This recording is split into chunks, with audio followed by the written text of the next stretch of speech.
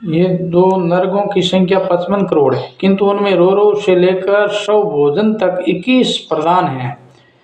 यहाँ 24 नरकों के नाम आए हैं। उनमें काल सूत्र, तमो में अविची और प्रतिभाव शून्य अविची, ये 3 अप्रधान हैं। शेष 21 को प्रधान समझना चाहिए।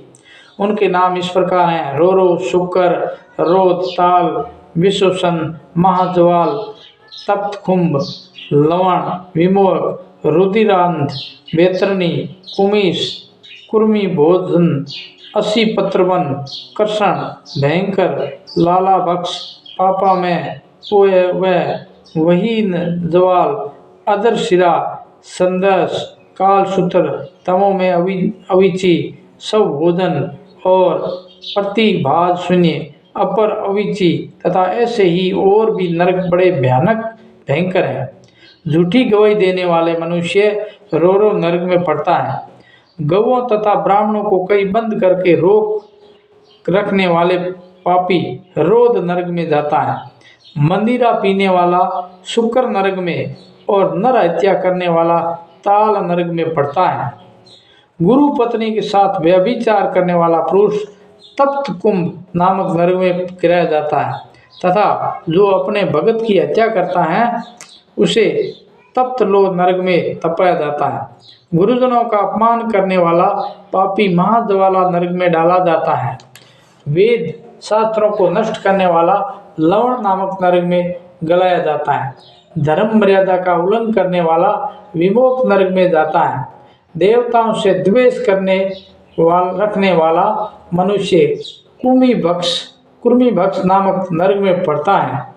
दूषित भावना से तथा शास्त्र विधि के विपरीत यज्ञ करने वाला पुरुष कुर्मीस नामक नरक में जाता है।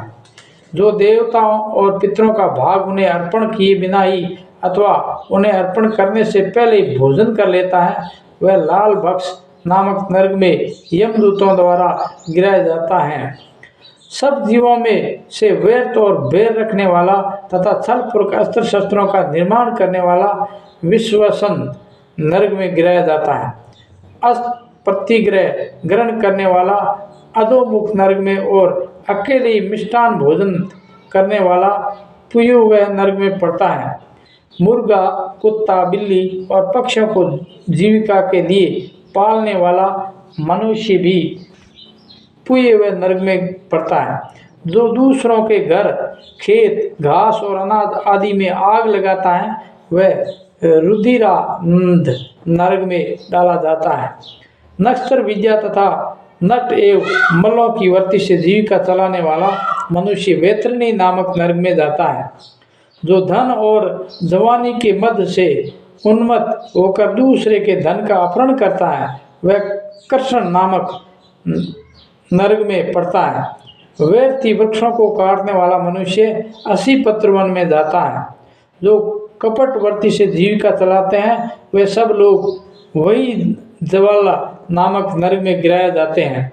प्राय स्त्री और प्राय अन्न को सेवन करने वाला पुरुष सनस नरक में डाला जाता है।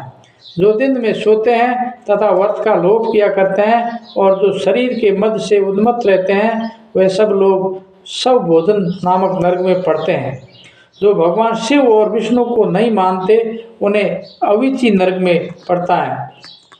इस प्रकार के शास्त्र निषिद्ध कर्मों के आचरण रूप पापों से पापी जीव शास्त्रों अत्यंत घोर नरकों में अवश्य ही गिरते हैं। अतः जो मनुष्य इन नरकों से छुटकारा पाना चाहता हो उसे वैदिक मार्ग का अवलंबन करके भगवान विष्णु और शिव दोनों की आराधना करनी चाहिए। नरकों के निम्न भागों में काला अग्नि स्थित है। काला अग्नि के नीचे मड्डुक और मड्डुक के नीचे अनंत, जिनमें मस्तक के अगर भाग में संपूर्ण जगत सरसों की भांति प्रतीत होता है। इस प्रकार अनंत प्रभाव के कारण वे इस मानव जगत में अनंत कहलाते हैं। पद्य, कुमुद, अंजन और वामन ये दिग्गज भी वही स्थित हैं। इनमें निम्न भाग के अर्धकठा जहाँ एक वीरा नाम वाली देवी विराजमान है।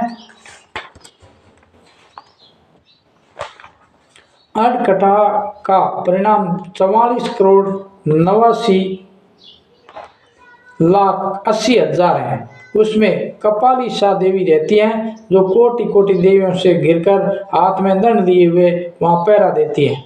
अनंत नाम वाले भगवान संकर्षण के निश्वास वायु से प्रेरित होकर दाग अग्नि प्रज्वलित होती हैं। इस प्रकार ये भगवान अनंत ही काल अग्नि से को प्रेरित करते हैं, जिससे वे कल्पांत के समय संपूर्ण जगत को दग्ध कर डालती हैं।